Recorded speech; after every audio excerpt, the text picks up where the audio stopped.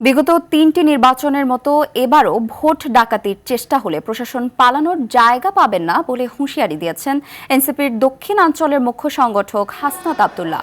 বলেন, আগামী রাষ্ট্র কাঠামো, প্রশাসন, বিচার বিভাগ কেমন হবে তা এবারের নির্বাচনের মধ্য দিয়ে নির্ধারিত হবে। দুপুরে সিরাজগঞ্জের শাহজাদপুর সরকারি কলেজ মাঠে আয়োজিত 11 দলীয় জোটের নির্বাচনী জনসভায় এসব কথা বলেন তিনি।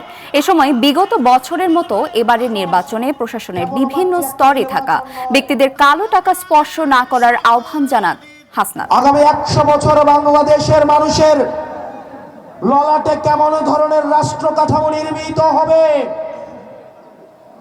আগামী 100 বছর প্রশাসন কেমন হবে, পুলিশের আচরণ কেমন হবে, বিচার বিভাগের আচরণ কেমন হবে, আমাদের খেটে খাওয়া কামার কোমর কৃষক শ্রমিক মজুরের সন্তানরা মেধা যোগ্যতায় চাকরি পাবে কি পাবে না সেটি নির্ধারণ হবে এই ভোটের মাধ্যমে।